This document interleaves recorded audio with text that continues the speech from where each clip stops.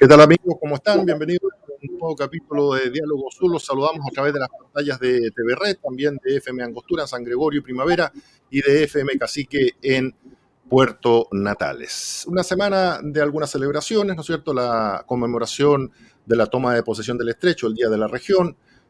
También esta semana conocimos al nuevo ciudadano ilustre 2021, don Arnaldo Alarcón, pionero en el desarrollo del turismo en la región. Noticias políticas, debate a nivel nacional sobre la Araucanía organizado por la CPC.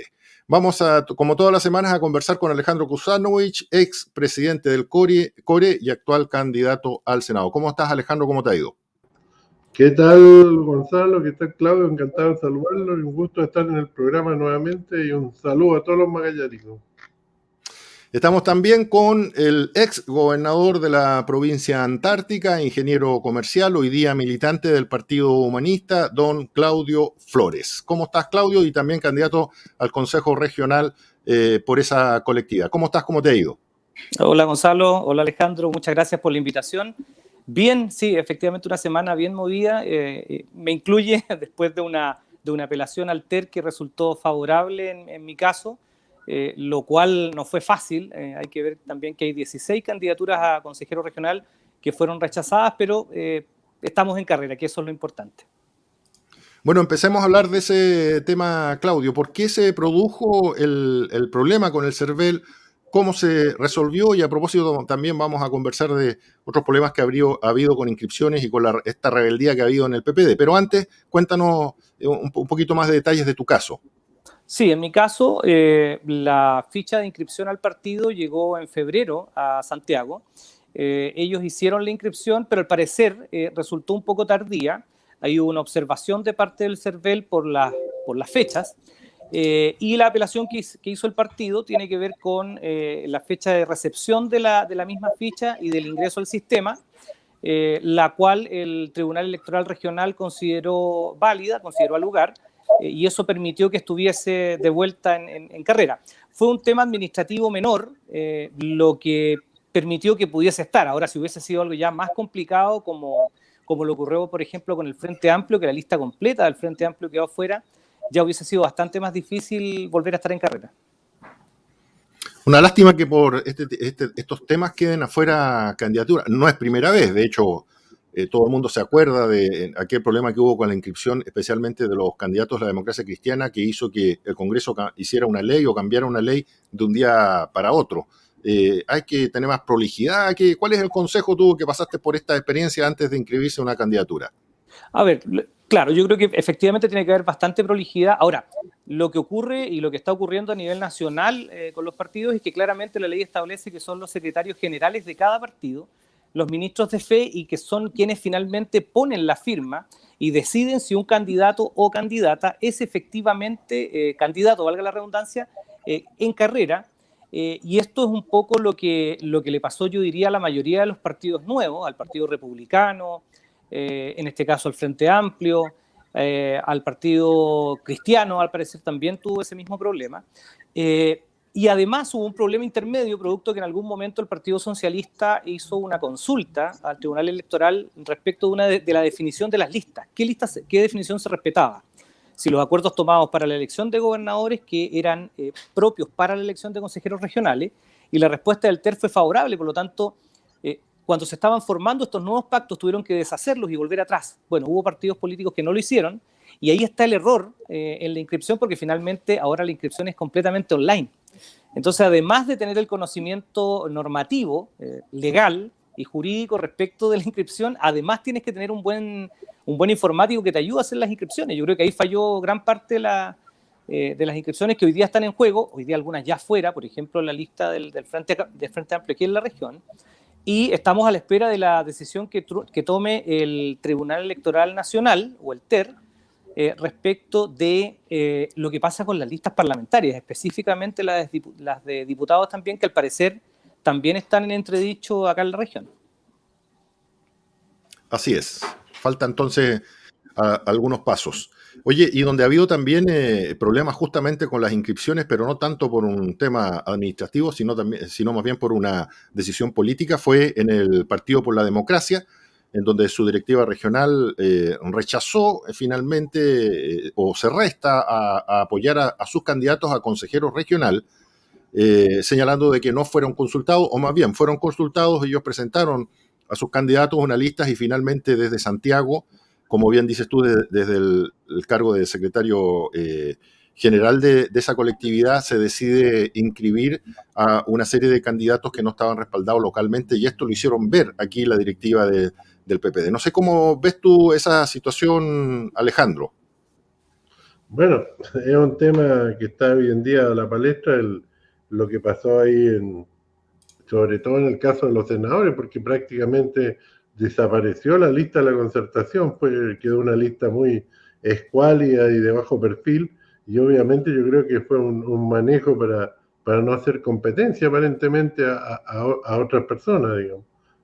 A mí me impresiona que se llegue a este nivel de manejo de la situación y se pase a llevar a todas las directivas regionales de los partidos, un tema impresionante. La verdad que esto se ve en general en todos los partidos del espectro tradicional, pero yo creo que ahí se les pasó la mano un poco. Sí, a mí me da la impresión que en definitiva es una demostración de la crisis estructural que tiene la política y los partidos políticos, en el sentido de que en vez de vehiculizar las demandas de la población, representar las demandas de cada comunidad a la que representan, se transforman en instrumentos de algunas personas que quieren mantenerse en el poder y que no miden ningún tipo de medida, no piensan, digamos, que en definitiva hacer este tipo de cosas lo que hace es alejar más a la gente. De hecho, la consejera regional en el caso del problema del PPD, Claudia Barrientos, ella señaló públicamente de que ella pensaba que había un acuerdo entre Guido Girardi, senador histórico del PPD, no sé cuántos periodos, tenía unos 4 periodos ya como senador, con el senador magallánico Carlos Bianchi. Habían hecho ellos, según Claudia Barrientos, un acuerdo, y que ese acuerdo lo que hace en realidad es colocar a candidatos al Consejo Regional que representan más bien los intereses de Carlos Bianchi que del PPD regional. Claudio, ¿cómo ves eso tú? Yo en eso puedo ratificarlo, y lo puedo ratificar por experiencia propia.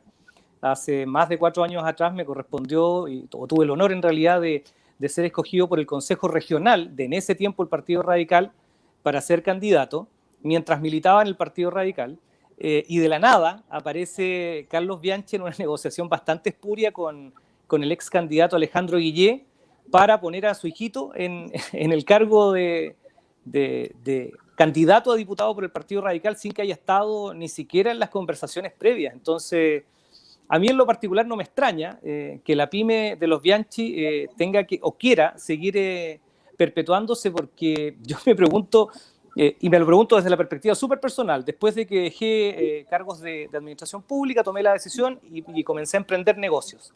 Y hoy día tengo 3 distintos emprendimientos. Yo me pregunto si alguno de ellos va a tener la capacidad el día que no trabaje en la política de producir para la región. No, tengo la sospecha de que no. Y yo creo que ahí es donde está la granjería de los Bianchi, en mantenerse en el Parlamento, porque de verdad no sé si podrán hacer algo distinto fuera del ambiente político.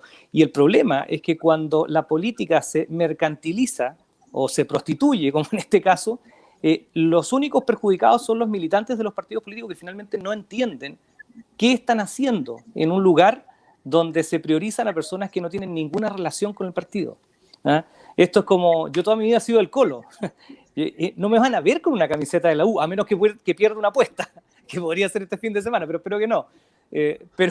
Pero me van a ver con una camiseta de la U pagando una apuesta, pues no prostituyéndome políticamente como lo hacen los Bianchi.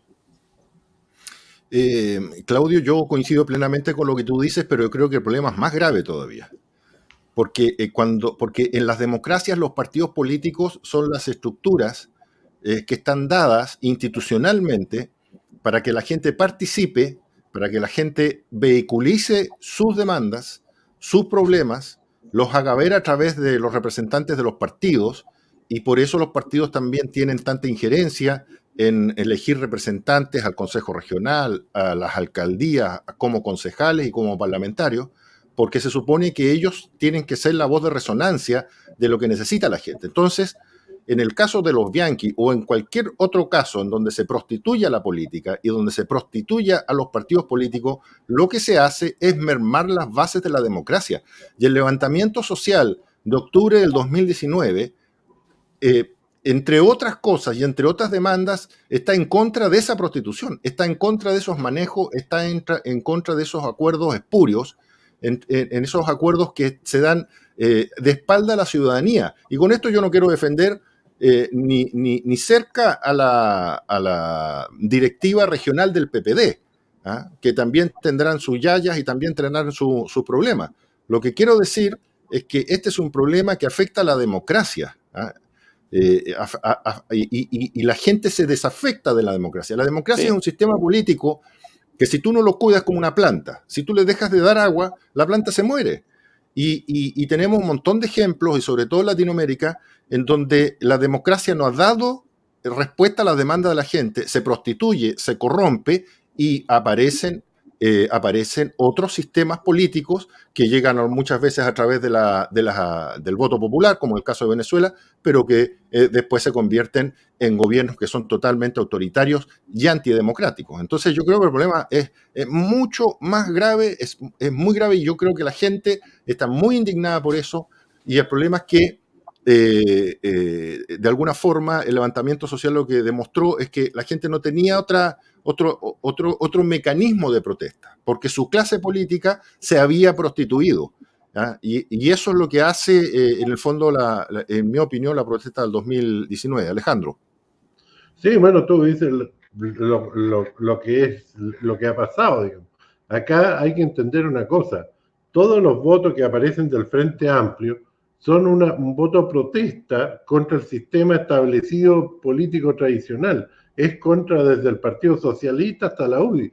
¿Por qué? Porque durante más de 30 años se coludieron con poderes económicos, hicieron la de Kiko y Caco. En vez de arreglar las cosas, las fueron destruyendo, nos volvimos corruptos. También tiene que ver esto con que el país crece. Esto ha pasado en otras partes del mundo, que cuando los países crecen mucho generan recursos y eso atrae también a la corrupción. Entonces, el país, la clase política, también los poderes económicos se volvieron corruptos, hicieron la de Kiko y Caco, y tiene que ver con esto que tú dices. La gente está protestando contra la clase tradicional política, pero la clase tradicional política no hace un mea culpa. Oye, dice, ¿sabes qué?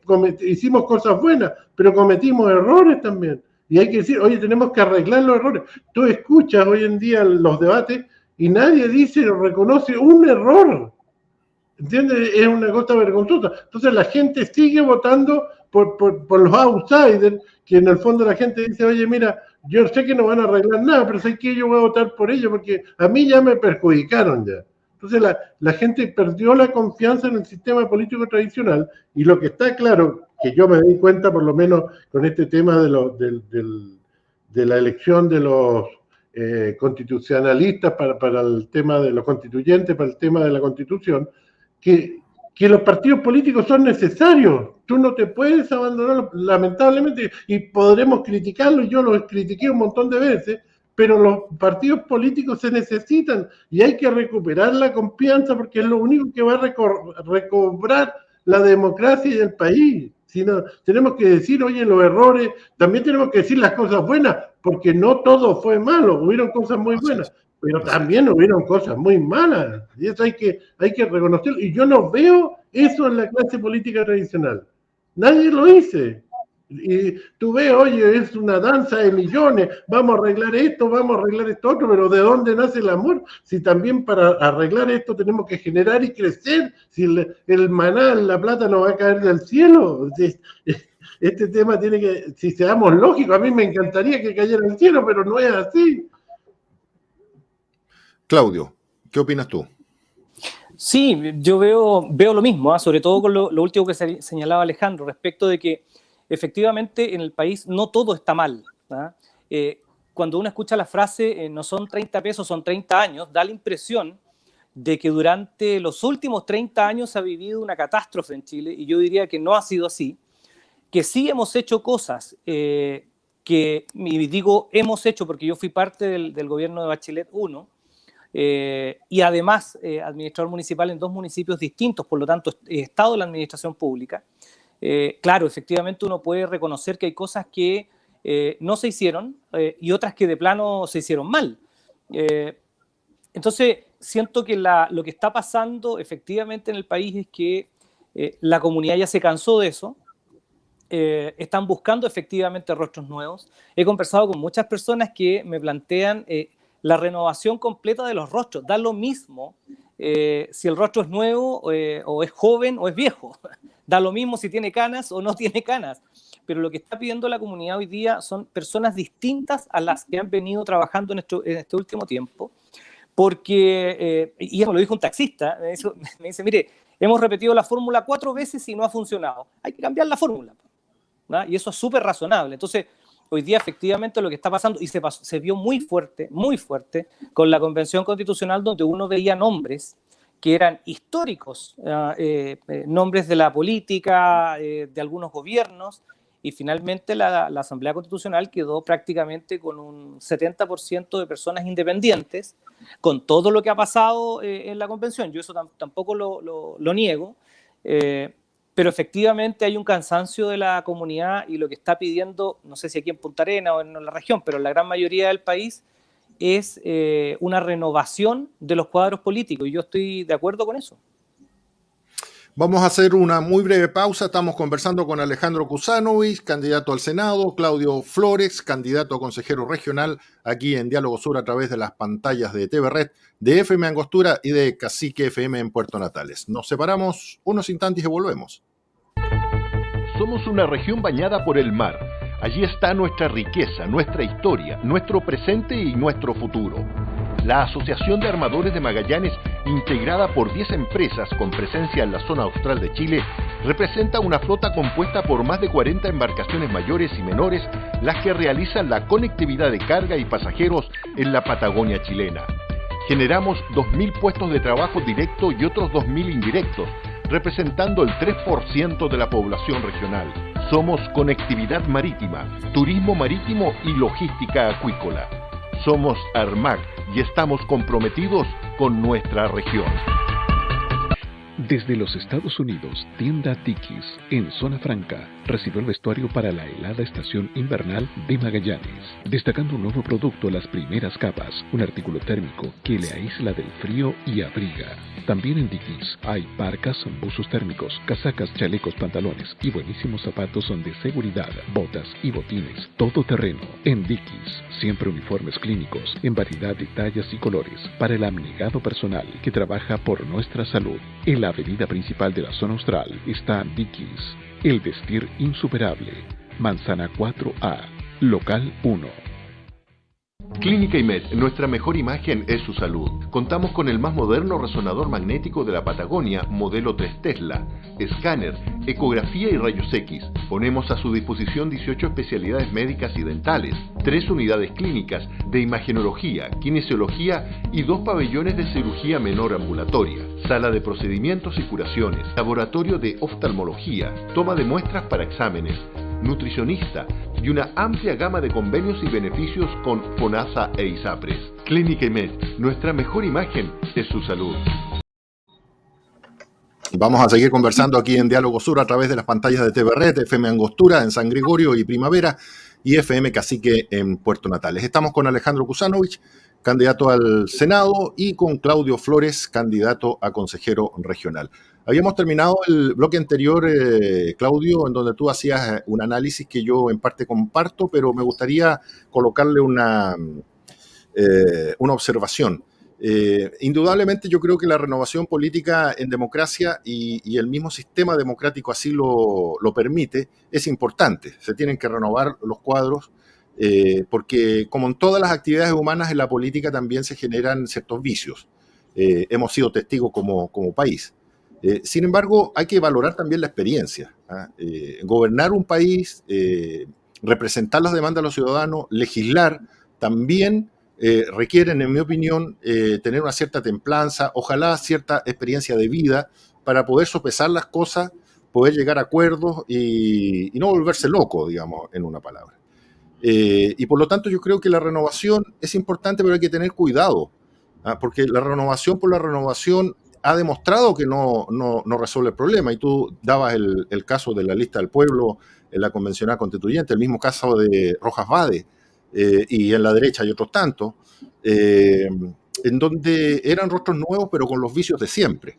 Entonces, yo creo que ahí lo que hay que invitar al electorado a reflexionar y sobre todo a informarse. Fíjate, toda la información que hoy día uno puede obtener a través de las redes sociales, de los medios de comunicación, a informarse sobre las trayectorias, sobre quién es quién, qué ha hecho, qué ha dicho, cómo ha actuado en la vida. Porque yo creo que en definitiva lo más importante es votar bien, no necesariamente votar por rostros nuevos.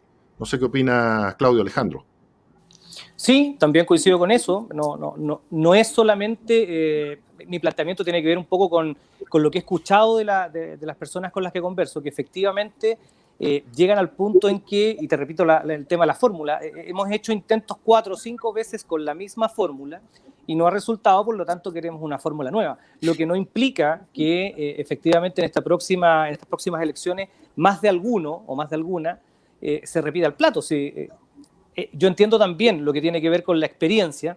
Yo tengo bastante experiencia también en el área pública y privada y claramente eso sirve mucho para avanzar y generar condiciones que son distintas a una persona que viene recién ingresando. Pero también creo, y esto lo digo a los 49 años, que en mi caso por lo menos será 1 o 2 más y luego ya mi función será ir formando jóvenes que quieran ingresar a la política. Un poco es eso lo que yo te planteo, en términos de que cuando tú ya llegas a una cierta edad, te transformas en una especie de maestro o de profesor o de instructor que tiene que ir formando nuevos liderazgos para que se vayan provocando estas renovaciones. Es un poco lo que dices tú, mezclar experiencia con renovación, porque efectivamente no es o no da lo mismo quiénes son los que lleguen a legislar y quién llega a gobernar. Así es, Alejandro. Sí, bueno, esto es un poco lo que nos ha pasado en Chile, quizás donde somos chicos, pero el amiguismo, las logias, las mafias, etcétera, nos ha ido destruyendo. ¿Sí? Acá, ¿por qué no hay más médicos? Necesitamos más médicos, el Estado no se preocupó, porque está todo controlado para que sea así. Esto hay que romper, todo este tipo de cosas hay que romperlas de una vez por todas, porque al final esto atenta contra la libertad, y cuando tú atentas contra la libertad, destruyes la democracia. Yo creo que acá nos faltó tener mucho más alternancia, quizás con anterioridad. Yo creo que se fueron formando grupos de poder político fuera de los partidos, se fueron formando amiguismos, etcétera. Hay gente que lleva ya casi 40 años en el Parlamento y esto genera vicios. Sí, hay una frase de Winston Churchill que decía: la alternancia fecunda el suelo de la democracia.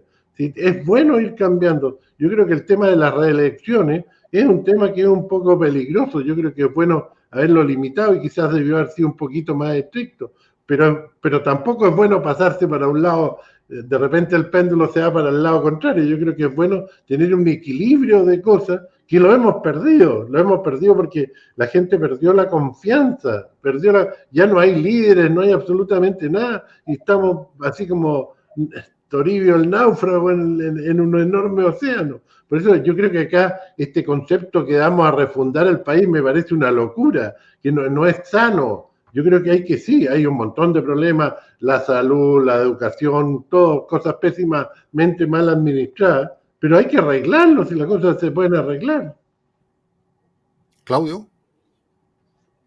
Sí, coincido con Alejandro. Mira, el hecho de que uno se plantee la renovación tiene que ver con que efectivamente no solo a nosotros, sino que a quienes escuchamos, que son la comunidad, los vecinos, las vecinas, también hacen el mismo diagnóstico. El eternizarse en los cargos lo que provoca efectivamente en que haya personas que ya solo no quieren el poder, sino que después lo empiezan a mezclar con lo económico. Ejemplos tenemos de sobra, uno solo y el más grande, la ley de pesca de Longueira. Es una ley que hoy día ya está planteándose en la comisión derogarla, producto de todo lo que hubo detrás de ello. Hay que recordar el senador Orpiz, que en paz descanse, y otros que, disculpe la expresión, pero fueron coimeados para votar en una línea respecto de favorecer a la ley de pesca. Hoy día eso ya es noticia, todos sabemos lo que ocurrió. Y la duda que nos queda, y que le queda a la mayoría de las chilenas y chilenos, es, bueno, ¿y si se hizo con esa ley de pesca, se habrá hecho con otras? Entonces ahí uno se pregunta por qué todavía no existe un royalty minero, por qué todavía en Chile, por ejemplo, no existe un tren que pueda unir Arica con Puerto Montt o Arica con Magallanes, cuando en el resto de los países desarrollados y que entienden los modelos de desarrollo social, los trenes como modelo de transporte público son la base del desarrollo urbano y social. Entonces, sí, efectivamente creo que se han cometido errores, no es que lo hayamos hecho todo mal, pero también creo que se requiere renovación, se requieren nuevas ideas, porque efectivamente el país está evolucionando, estamos a puertas de una nueva constitución y van a haber cambios profundos y también tenemos que adaptarnos a ese tipo de cambios.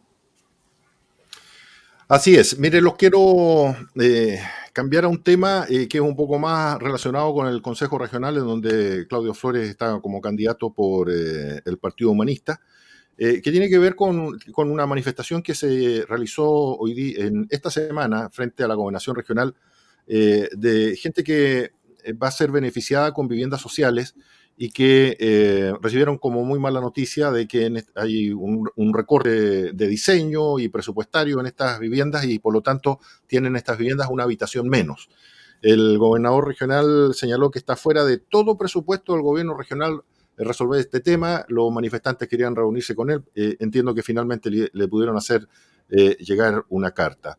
¿Qué se puede hacer en vivienda? Hace muy poco tiempo atrás Magallanes era un modelo, un ejemplo en viviendas sociales. Teníamos superávit de viviendas sociales, o al menos había terminado el déficit, y hoy día hay gente que protesta por esta situación. Tenemos tomas, y bueno, en ese sentido el gobierno regional a mí me parece que sí tiene mucho que decir, no sé si a través de la nueva figura del gobernador o de la delegada presidencial, porque al final el Ministerio de Vivienda siempre hace convenios de programación con los gobiernos regionales para sumar recursos para tener viviendas sociales. Alejandro, no sé cómo has visto esta situación. Bueno, ese es un tema que yo lo planteé muchas veces como consejero regional, se lo planteé al ministro, etcétera, de Vivienda, que hay que volver a cambiar. El año 2004 en Chile se cambió el sistema de construcción o la política de vivienda, que el Servio dejó de construir casas y se pasó el subsidio un poco tratando de pasárselo directamente a las personas, cosa que las empresas constructoras hicieran la oferta de casa, qué sé yo.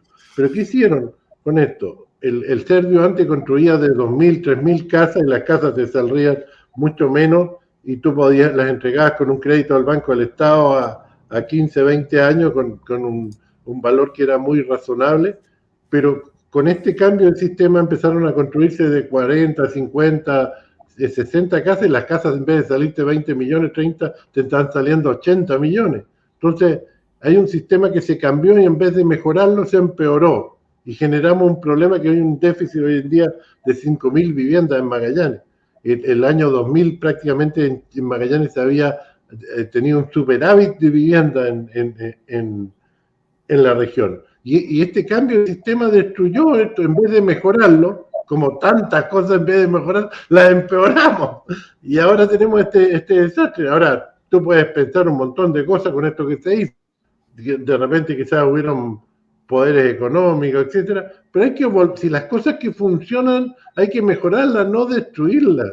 Y obviamente hoy día la gente, a mí me ha dicho mucha gente, oye, deme un sitio urbanizado con un plano, yo me construyo la casa.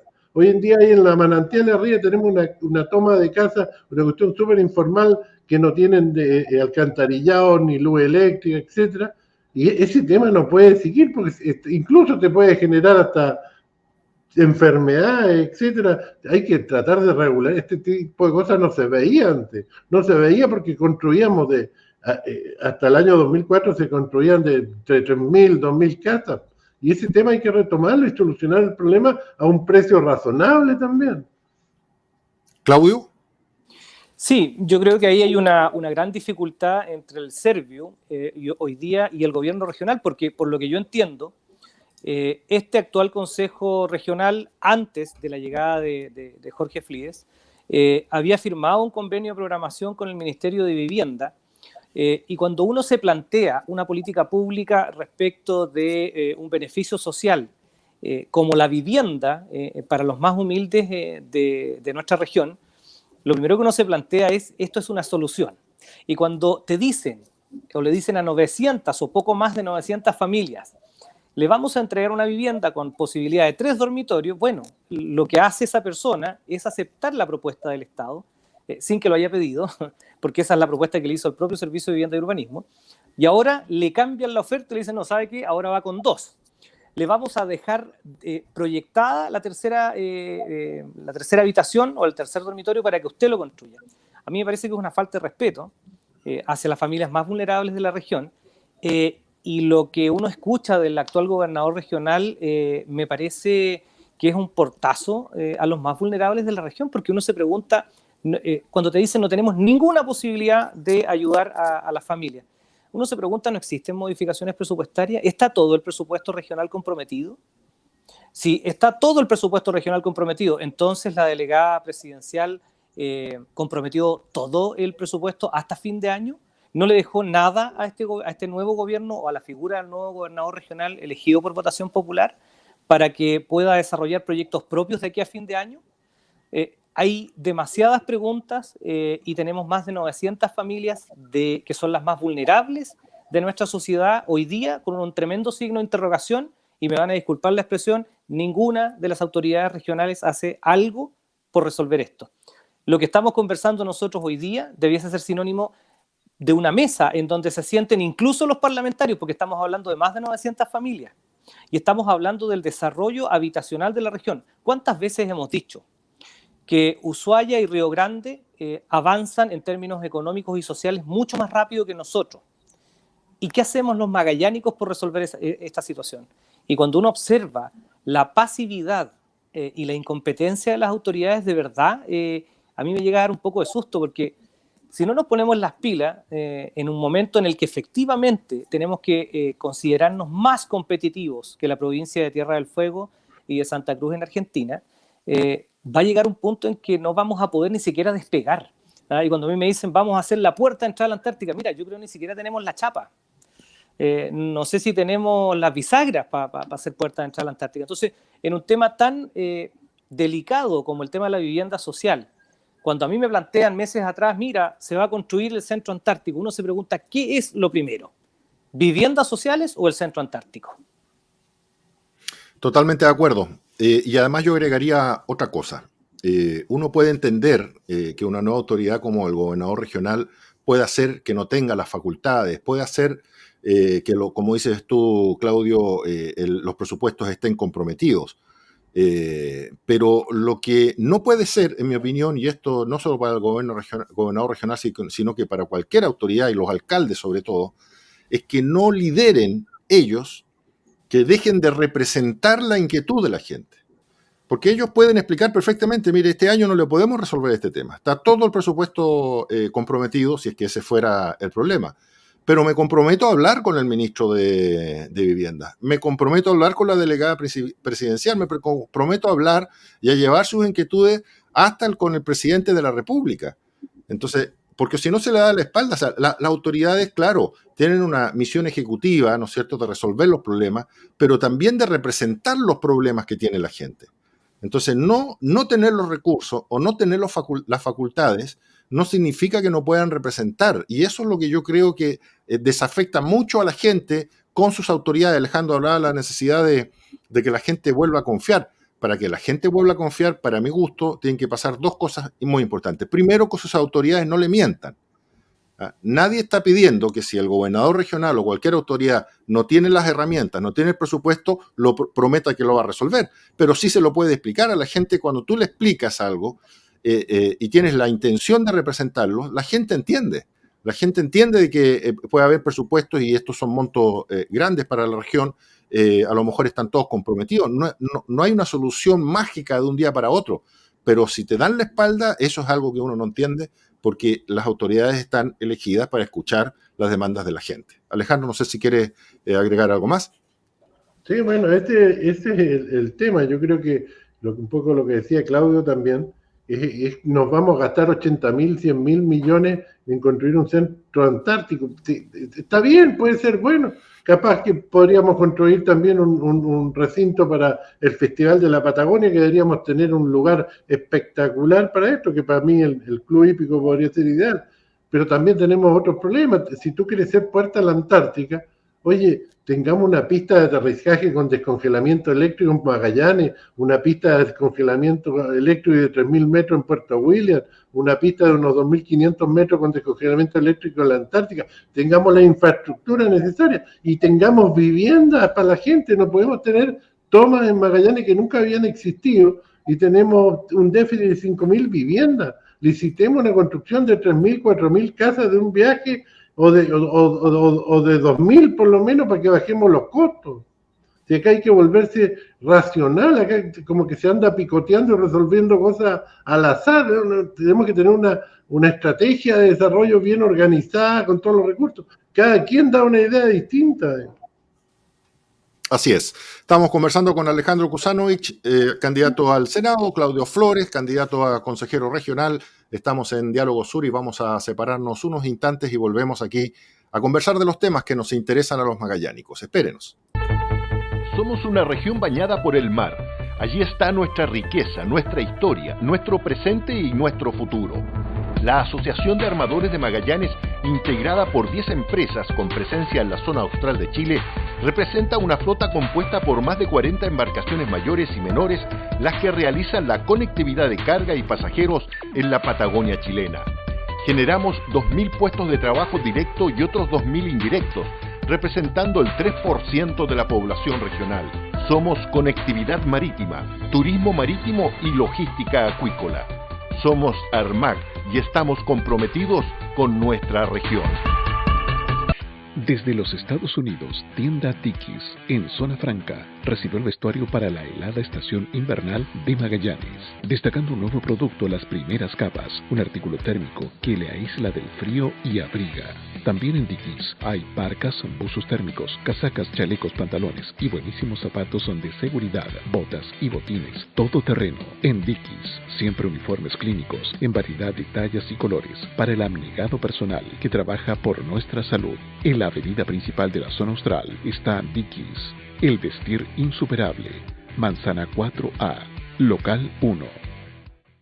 Clínica IMED, nuestra mejor imagen es su salud. Contamos con el más moderno resonador magnético de la Patagonia, modelo 3 Tesla, escáner, ecografía y rayos X. Ponemos a su disposición 18 especialidades médicas y dentales, 3 unidades clínicas de imagenología, kinesiología y 2 pabellones de cirugía menor ambulatoria, sala de procedimientos y curaciones, laboratorio de oftalmología, toma de muestras para exámenes, nutricionista y una amplia gama de convenios y beneficios con FONASA e ISAPRES. Clínica IMED, nuestra mejor imagen es su salud. Bueno, esta semana también fue el debate presidencial. Vamos a analizarlo junto a Alejandro Kusanovich, candidato al Senado, Claudio Flores, candidato al Consejo Regional aquí en Diálogo Sur, por las pantallas de TV Red, FM Angostura y FM Cacique en Puerto Natales. Artes, Siche, Proboste, Boric y José Antonio Kast debatieron, fue la primera instancia, una dinámica nueva, lo conversábamos fuera de cámara con Claudio, estuvo un poco más dinámico, pudieron hacerse preguntas entre ellos, algunos roces, peleas, en fin. En mi opinión, tratar de opinar, de analizar y de brindarle propuestas al país de problemáticas como la salud, las pensiones, la educación, etcétera, en un debate presidencial es sumamente difícil. No tienen mucho tiempo para argumentar ni para presentar bien sus ideas. Es la lógica de la televisión, lamentablemente hay poco tiempo. Claudio, ¿cómo viste el debate? ¿Qué te pareció? Primero, en términos generales, me gustó mucho el nuevo formato. Un formato en donde ellos también y ella también podían interactuar, hacerse preguntas entre candidatos y candidatas. Me pareció bastante más dinámico que otros. Siempre el tiempo es poco cuando uno quiere explicar o desarrollar una política pública. Eso en términos generales. Ahora, en términos particulares, yo lamento decirlo porque, para quienes no saben, la mayoría ya me conoce, soy un hombre de centro izquierda. Yo siento que hoy día el candidato que más rédito sacó a este debate fue Kast. estuvo mucho más tranquilo que Sichel, al punto en que después del debate y en estos días que han transcurrido, la conversación en la derecha es, oye, Kast está efectivamente siendo más convincente que Sichel. A Sichel lo noté bastante nervioso, sobre todo cuando recibía las consultas del propio Kast. A Jasna Proboste me hubiese gustado más desarrollo de Jasna Proboste. Ya tiene efectivamente bastantes más elementos porque es senador en ejercicio para poder haberse lucido en este debate. Siento que estuvo en el promedio. Artés es una, ellos mismos lo dijeron, es una candidatura prácticamente de demostración de uso de fuerza, pero no más allá de eso. Saben que no les va a ir muy bien y por lo tanto Artés mantuvo siempre su línea muy de izquierda. Y en el caso de nuestro coterráneo magallánico, Gabriel Boric, siento que efectivamente igual estuvo bastante tranquilo, pero me complicó cuando no quiso contestar una pregunta que en lo particular, siendo parte del movimiento No Más AFP, me hubiese encantado que él contestara, y cuando se la hizo José Antonio Kast respecto de cuál era efectivamente el modelo que él proponía ante la eliminación del sistema de AFP, un modelo que si le preguntas a cualquier persona del movimiento No Más AFP te lo puede explicar en 30 segundos y menos quizá, porque efectivamente el movimiento No Más AFP lo que quiere es un financiamiento tripartito, es decir, que aporte el trabajador, el empleador y el Estado, una administración centralizada y alejada de las empresas que tienen fines de lucro, y finalmente una pensión digna que sea igual o superior al sueldo mínimo establecido en Chile. Entonces era tan fácil como explicar eso para dar a conocer a la comunidad que eliminando las AFP existía este otro modelo. Yo siento que ahí falló Gabriel porque pasó en contestar esa pregunta cuando, en mi opinión, y esto siendo parte del movimiento No Más AFP, era una de las preguntas más importantes. Alejandro, ¿cómo viste tú, qué has podido analizar del debate presidencial?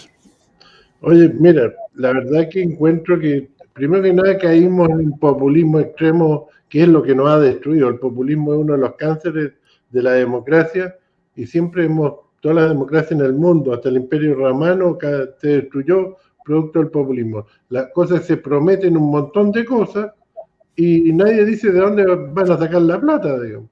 Sí, es muy bonito decir vamos a arreglar esto, pero todo esto requiere dos cosas: recursos, y requiere una administración, una organización seria que se respete y que haga bien la pega, que es lo que hemos perdido también. El Estado acá en Chile se quedó atrás, evolucionamos quizás económicamente, pero retrocedimos desde el punto de vista de un Estado que quedó obsoleto y anacrónico en la administración. Entonces tú tienes que tener una buena organización, una buena administración y recursos, pero los recursos los generamos todos los chilenos cuando estamos trabajando pagando los impuestos. Entonces, sí, ¿qué es lo que pasa en los países cuando tú empezás a subir los impuestos? La gente dice, oye, ¿para qué me voy a dedicar a producir? Prefiero ser empleado, y todos quieren ser empleados y nadie quiere ser emprendedor. Entonces hay que tener mucho cuidado en este tema.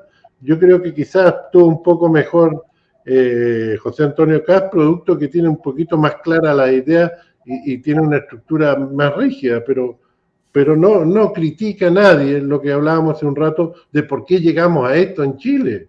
O sea, nadie dice cuáles son los errores que cometimos, por qué terminamos con estos problemas, por qué terminamos siendo corruptos, por qué se coludieron con el tema de los pollos y nos perjudicaron en 1.200 millones de dólares.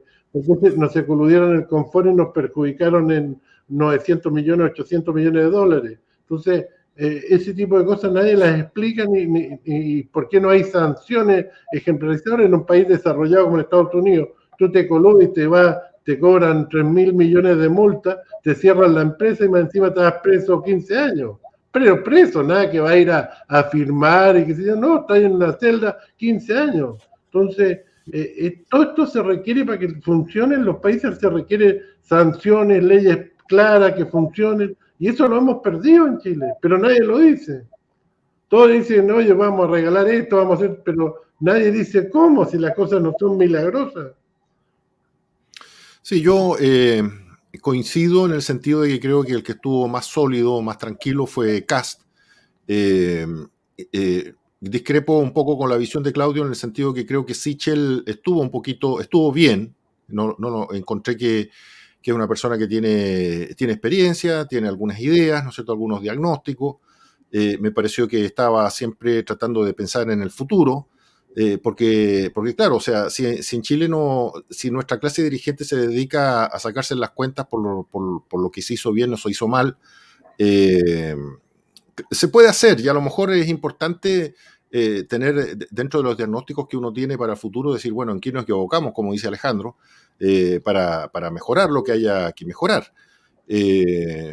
Sentí que Jasna Proboste estuvo descontrolada, creo que tenía una estrategia de atacar mucho a Boric, a enfrentarse mucho contra Sichel, y creo que era más importante hacer algunos planteamientos.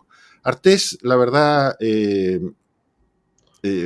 ¿cómo decirlo? Siento de que es una figura política de otros tiempos políticos, digamos.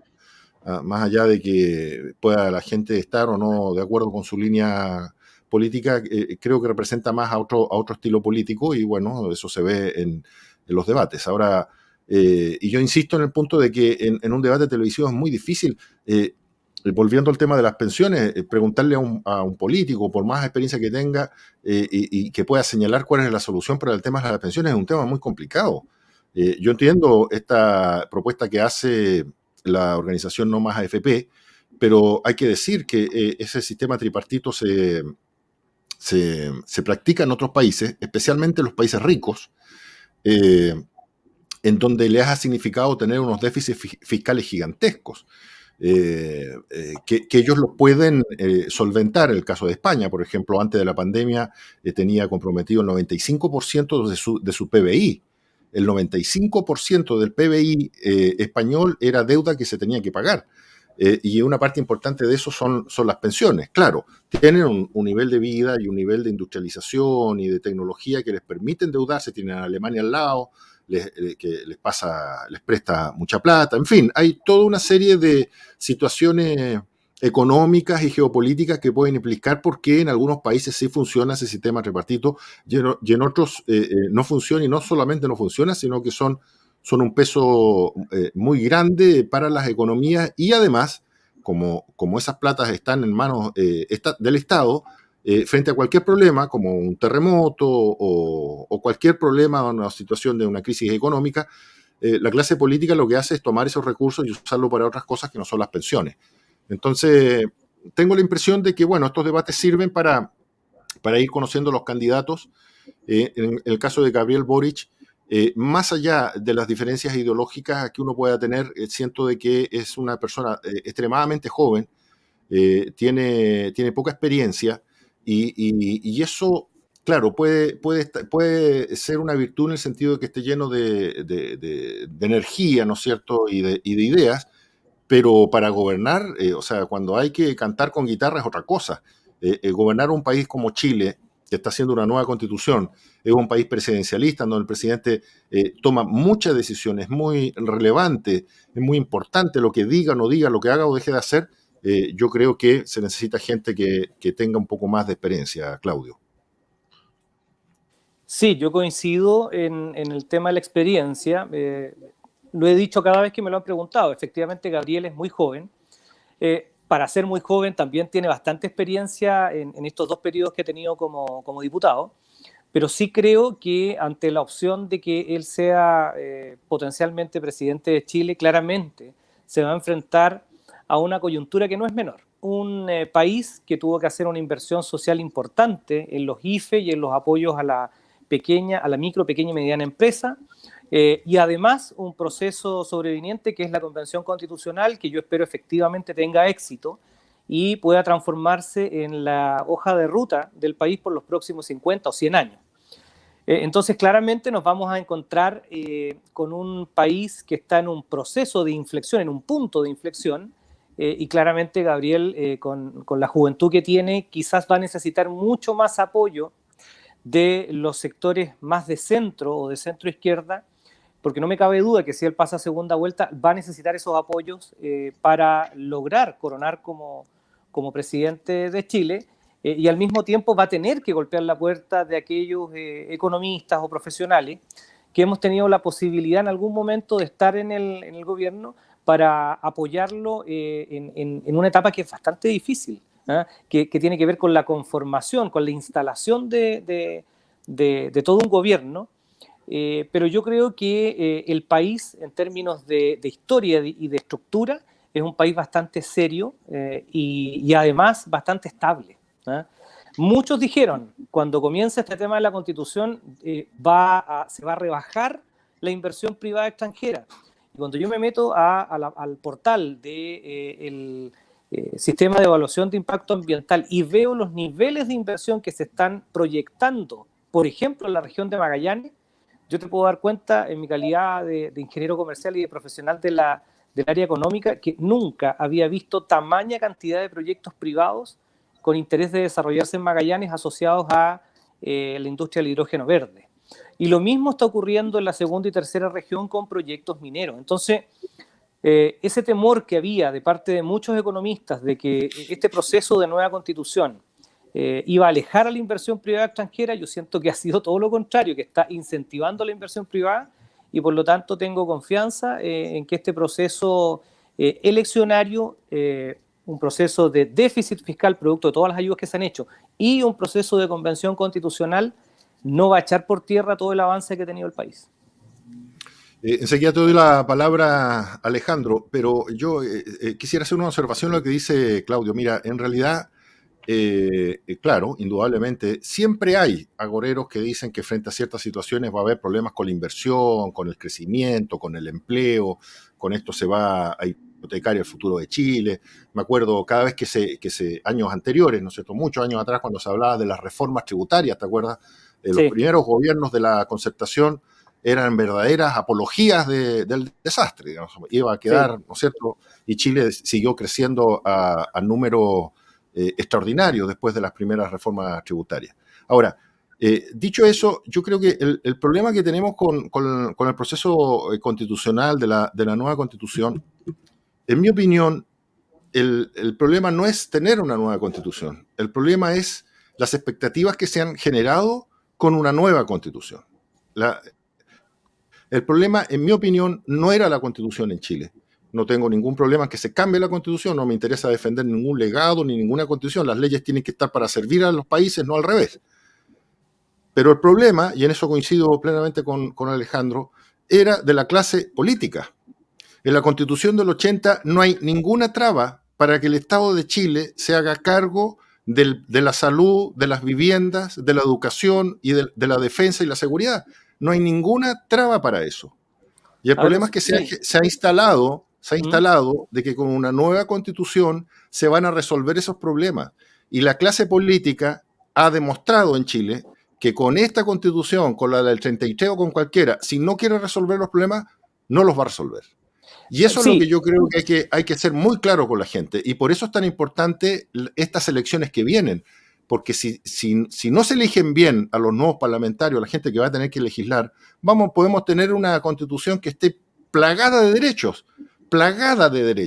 Pero si la clase política no hace las leyes y los que gobiernan y administran el Estado no hacen cumplir eso, es letra muerta. Y esto ha pasado en países como Venezuela, en Bolivia, países plurinacionales, en un montón de países en donde se han cambiado las constituciones y la clase política simplemente no le hace caso a la Constitución.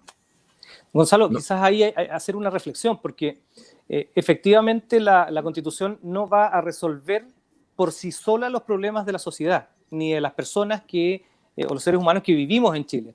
Pero lo que sí va a ayudar es que va a generar condiciones, porque hoy día la Constitución eminentemente provoca un Estado subsidiario. ¿Qué significa? Que donde un privado puede hacer una actividad, el Estado no puede estar. Y la pregunta que uno se hace es, ¿hasta qué punto un Estado no puede, por ejemplo, generar condiciones para que una chilena o un chileno no se muera en una lista de espera esperando atención porque no tiene las lucas para pagar?